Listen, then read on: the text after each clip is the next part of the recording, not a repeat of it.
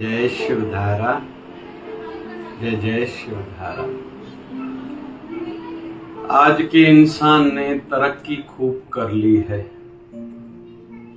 कई यंत्र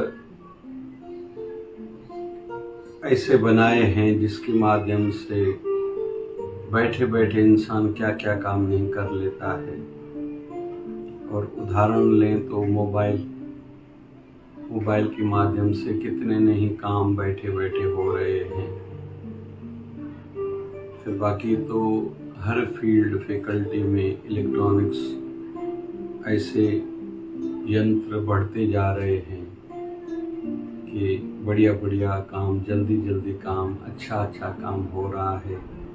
चाहे मेडिकल फील्ड में सर्जरी हो या आजकल किसी को छाती में दर्द हुआ तो एंजियोग्राफी या एंजियोप्लास्टी, थोड़ी हाथ की नस में थोड़ा सा कट दे के तार डाल के हार्ट में घुमा के आते हैं और हार्ट का फोटो निकाल लेते हैं, जिनको एंजियोग्राफी बोलते हैं। वहीं उसी तार से अगर कोई ब्लॉकेज निकला है तो एंजियोप्लास्टी भी कर लेते हैं।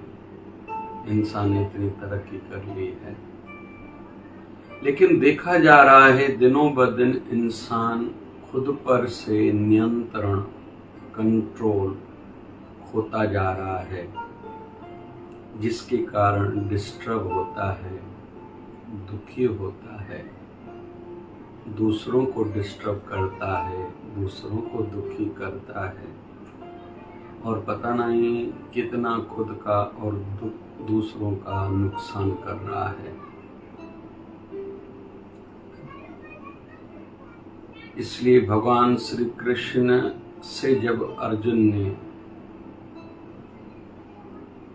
महाभारत की युद्ध से पूर्व प्रश्न पूछा था और वही प्रश्न उत्तरी को हम लोग कहते हैं श्रीमद् भगवत गीता, जो रणभूमि में कही गई थी, पूछी गई थी, प्रश्न पूछा गया था और अर्जुन ने अपने मन की दशा व्यक्त की थी, उलझने व्यक्त की थी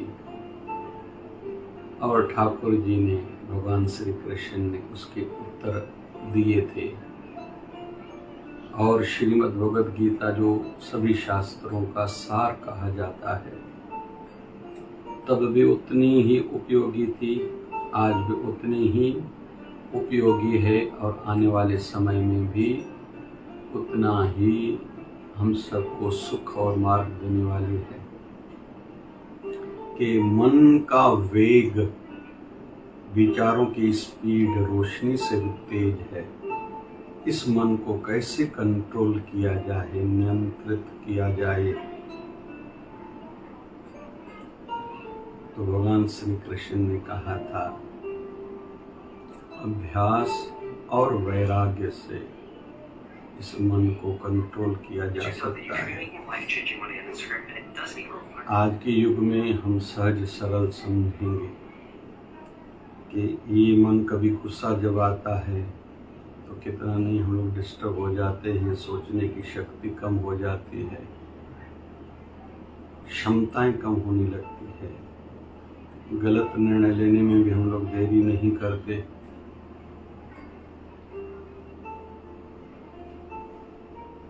कुछ भी बोल देते हैं, कुछ भी करने को तैयार हो जाते हैं। ये आत्महत्याएं, दूसरों पर अटैक करना, यहाँ तक कि मार डालना या मार डालने का प्रयास करना। बहुत लोग घर छोड़ के जाते हैं, नौकरियां छोड़ के जाते हैं, रिश्ते तोड़ देते हैं गुस्से में, थोड़ी देर के उस गुस्से में। तो जब तक खुद पर नियंत्रण नहीं होगा, कंट्रोल नहीं होगा, हम अपने भविष्य को सुरक्षित कैसे माने और जीवन के किस पड़ाव पे हमसे गलतियां होंगी, ये भी कोई नहीं कह सकता। धृतराष्ट्र के सामने उसके बच्चे गलतियां कर रहे हैं, चाहते तो बच्चों को रोक सकते थे, जबकि भाई विदुर ने समझाया था, नहीं निर्णय ठीक ले पाया था। शकुनी भी बड़ी आयु का है, भांजों को गलत सलाह दे रहा है, और भांजा दुर्योधन विशेष रूप में मामा के कहने में आया था। परिणाम हुआ 100 के 100 भाई मारे गए थे। तो जिनका खुद पर कंट्रोल नहीं, नियंत्रण नहीं, जीवन की किस आयु के पड़ाव पे क्या नुकसान हो जाएगा कोई कह नहीं सकता। इसलिए वैसे तो रूटीन में ही खुद पर नियंत्रण बढ़ाएं, जैसे जल्दी गुस्सा ना आए, जल्दी उतावलापन ना आए, जल्दी निर्णय न लें, मतलब कल पर टाल दें। हमारे गुरुदेव भगवान 1008 सदगुरु स्वामी शिव भजन जी महाराज कहते थे, जब गुस्सा आए, कोई निर्णय लेने को विचार आए, मन बने, कहें आज नहीं बस कल करूँगा। केवल आपने कल सवेरे तक वो बात टाल दी तो 75% अभी आपने जो निर्णय लिए थे वो आप भी नहीं लोगे, खुद ही बदल दोगे, दूसरे का विषय नहीं है। फिर हाँ, अच्छे किसी व्यक्ति से सलाह ली, समझदार से, जो पॉजिटिव व्यक्ति है, जो काम बनाने वाला है, जो ज्ञानी है, जो रजा में राजी रहने वाला है, उनसे आपने सलाह ली तो वो भी आपको रोक देगा, बदल देगा आपकी सोच को। तो सलाहकार से भी बहुत फर्क गिरता है। तो जल्दबाजी में निर्णय न ले, गुस्सा जब आए तो उस समय खुद पर कंट्रोल करें। थोड़ा रजा में राजी रहने का भी स्वभाव बनाना चाहिए। थोड़े थोड़े में क्यों इतना विचलित हो। उपवास रखे जाते हैं ऐसे कि आज कुछ भी हो जाए मैं विचलित नहीं होऊंगा, डिस्टर्ब नहीं होऊंगा, कोई मुझे कितना भी डिस्टर्ब करे। ये भी हर किसी को मेहनत कहें या तपस्या कहें खुद ही करनी है। यह राजा से भी संबंधित है तो रंक से भी, बालक से तो बूढ़े से भी, नर से तो नारी के लिए भी जरूरी है। यहाँ तक कि संसार के लिए भी ये जरूरी है तो साधु के लिए भी जरूरी है कि मैं डिस्टर्ब नहीं होऊंगा, कोई कितना भी मुझे डिस्टर्ब करे, कोई कम ज़्यादा मेरे लिए कहे। जैसे भगवान बुद्ध को किसी ने कहा कि अमुक व्यक्ति आपके लिए कुछ कह रहा है, भगवान डिस्टर्ब नहीं हुए। यहाँ तक कि एक बार भगवान बुद्ध के चेहरे पर कोई थूका था, उनका अनुयायी गुस्सा कर रहा था, भगवान बुद्ध ने रुमाल निकाला, पोंछ लिया, बोले ये तो जल्दी मैंने पोंछ लिया, इसलिए बड़ा विषय नहीं, लेकिन तू जो करने जा रहा किसी को मारा पीटा, वो साफ नहीं हो सकता। इतना फर्क गिरता है। और हम लोग अपने आदर्श पुरुषों को केवल माने नहीं, उनके जीवन से ये बातें सीखें भी सही, क्योंकि हमारे लिए उतनी जरूरी है जितनी उस समय उनके लिए जरूरी थी। तो पहले तो ये आदत बनाए कि जल्दी जल्दी मुझे गुस्सा नहीं आए, सहज व्यक्ति हो, ऐसा होता है। मैच्योरिटी आयु के साथ बढ़नी चाहिए, और मैच्योरिटी बढ़ेगी मैच्योर लोगों के साथ बैठने से। जो समझदार हैं, जो अनुभवी हैं, बड़ी आयु वाले हैं, उनके साथ बैठने से जो सक्सेस हैं, हमारी मैच्योरिटी बढ़ेगी। थोड़ी थोड़ी बातों को लेके हम लोग डिस्टर्ब नहीं होंगे। जो संसार में देखा जा रहा है, हर क्षेत्र में थोड़ी थोड़ी बात को लेके डिस्टर्ब हो जाते हैं बहुत से लोग।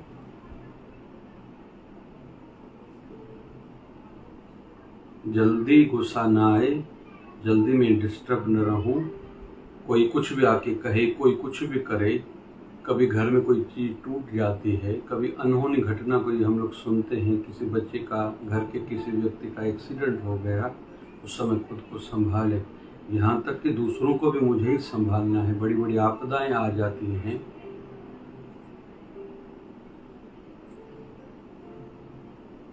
हमारा उठना बैठना मैच्योर लोगों के साथ होना चाहिए। ये 3। चौथी बात, थोड़ा ध्यान करना सीखे। ध्यान में भी धीरे धीरे वो शक्ति उत्पन्न होती है, इंसान विचलित नहीं होता। और भजन बढ़ाने से भी मन शक्तिशाली बनता है। रोज बैठे, जो गुरु मंत्र मिला है उसका जप करें। गुरु धारण नहीं किया, जिन संतों में आस्था है जल्दी चले जाएं, लेकिन जो देहधारी हो वो इष्ट मंत्र देगा, इष्ट से जोड़ेगा। उन संतों के साथ पास जाके, शरण में जाके इष्ट मंत्र ले लें और जप आयु के साथ बढ़ाते जाएं, मन विचलित नहीं होगा। और छठवां डीप ब्रीथिंग, गहरा श्वास लेना। श्वास लेके फिर रोकना, फिर श्वास धीरे धीरे छोड़ना, बहुत धीरे धीरे छोड़ना, फिर रोकना। इसमें पैरासिम्पैथेटिक जो नर्वस सिस्टम है वो स्ट्रांग होता है। कार्टिजोन आदि जो उतावलापन, जिससे गुस्सा आ रहा था, वो रुक जाते हैं और इसमें हैप्पीनेस वाले हार्मोन्स रिलीज होते हैं, धैर्य वाले। कुछ भी बिगड़ा नहीं है, समय से ठीक हो जाएगा।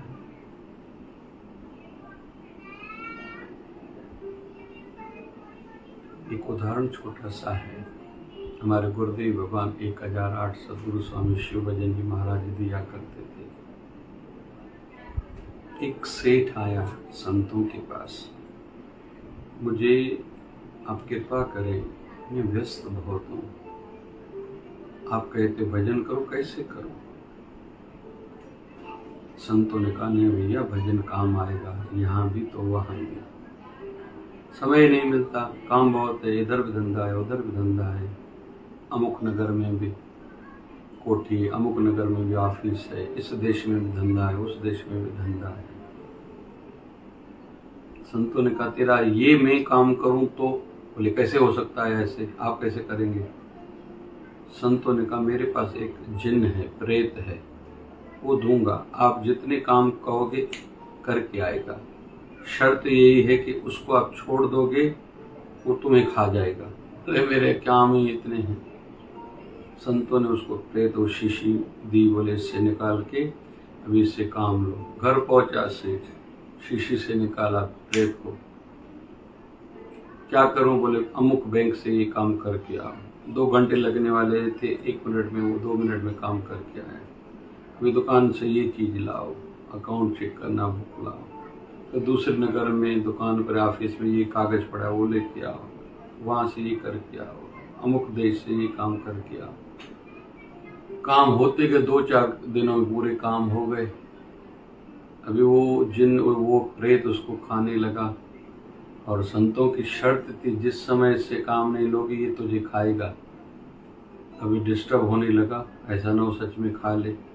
संतों के पास भागता आया, क्या करूं, आपने कृपा तो की मुझ पे, लेकिन ये प्रेत तो मुझे ही खा रहा है।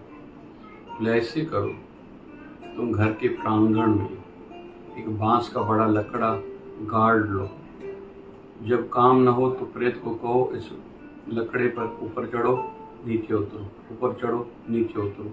जब कोई काम हो तो बुलाना, वो काम के लिए भेजना, बाकी टाइम पर उसको ऐसे कहो, उसको काम देना पड़ेगा। संत ने इस माध्यम से उस प्रेत का लाभ भी लिया और जो खाने वाला था उसको उससे छुटकारा दे पाया। यही विषय हमारा भी है। हमारा जो मन है इसको या तो खूब काम में लगाएं, इसलिए खूब मेहनत करें, इतना व्यस्त रहें, लेकिन अच्छी दिशा में, अच्छे कामों में व्यस्त हो कि हमें जैसे डिस्टर्ब होने के लिए, दुखी होने के लिए, बदला लेने का भाव जगना, ये सब जो लोग खुद को फ्री रखते हैं ना, उनके मन में इस प्रकार के थॉट्स आते हैं, अमुक व्यक्ति को नहीं छोड़ूंगा, इसने मुझे दुखी किया है, उसने मुझे दुखी किया है। बुरे विचार आते हैं उनको जो फुर्सत में रहते हैं, जो बिजी रहते हैं, उनको बुरे विचार आते ही नहीं। बुरी संगत जिनको नहीं, बुरे सलाहकार जिनके नहीं और फुर्सत नहीं, 3 लोग। बुरी संगत नहीं, सलाह का मतलब सलाह किसी बुरे व्यक्ति से नहीं लेते, और फुर्सत नहीं, उनको बुरे विचार नहीं आते। सत्संगी हैं, कथा प्रवचन सुनते हैं, उनको बुरे विचार नहीं आते। तो हम भी जब अपने मन को बिजी रखें, जब उस समय मिले तो श्वासों से सिमरन करें, मन को लगा ले श्वासों से, फिर श्वास छोड़े हरि नाम से। ये तो वैसे पूर्ण गुरु सिखाते हैं। जब तक पूर्ण गुरु मिले बस आंखें बंद करके नासिका से कैसे श्वास अंदर जा रहा है, लेकिन धीरे धीरे वो अनुभूति करें नाभि तक, फिर नाभि से श्वास रोकें, फिर थोड़े समय के बाद नाभि से कैसे नासिका के माध्यम से श्वास बाहर आ रहा है, इसको साक्षी भाव से अनुभव करें, महसूस करें, फिर श्वास को रोक दें। इस माध्यम से हमारा खुद पर नियंत्रण बढ़ेगा। और जब कथा सत्संग सुनेंगे भी हमारा खुद पर कंट्रोल बढ़ेगा। और अनुभवी महापुरुषों के जीवन के हर क्षेत्र के सक्सेस पर्सन्स जितने भी हैं, उनकी बायोग्राफीज, उनकी जीवन चरित्र हम यूट्यूब अच्छा माध्यम है, जब सुनेंगे तो भी कंट्रोल बढ़ेगा खुद पर कि ये जो मेरे लिए थोड़ा दुखद समय आया है, ये परीक्षा है, लेकिन मेरे से ज्यादा कितने लोगों ने नहीं परीक्षा दी है।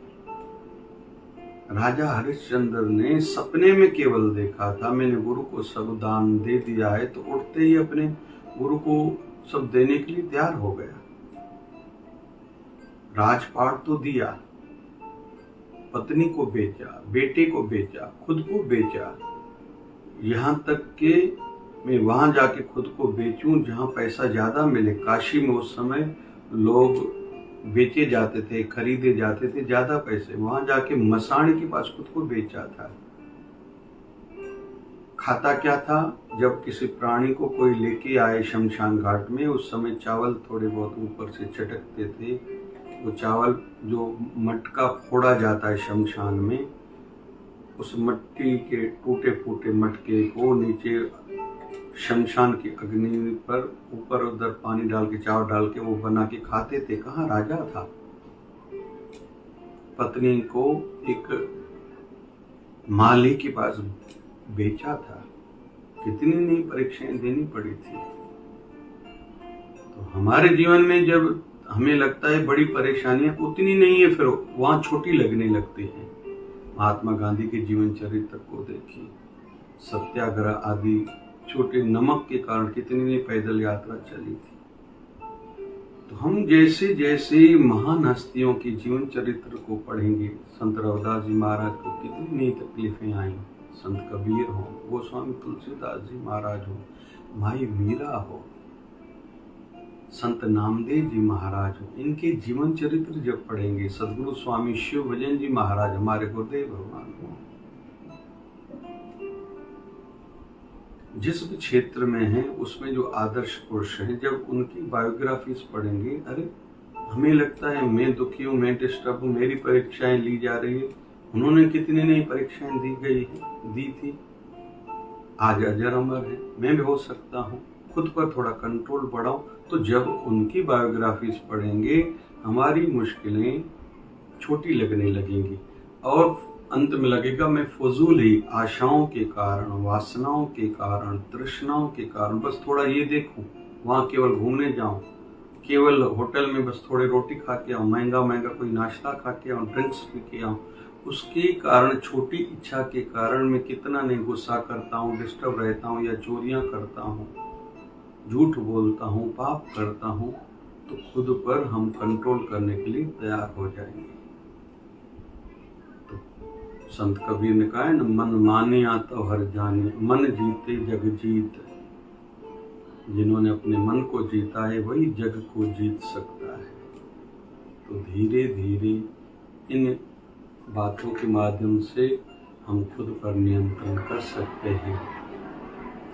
सदगुरु स्वामी शिव भजन जी महाराज कृपा करें, धीरे धीरे इस ओर हमारा ध्यान जाए और प्रयास करें, लाभ पाएं। जय जय शिवधारा, जय जय।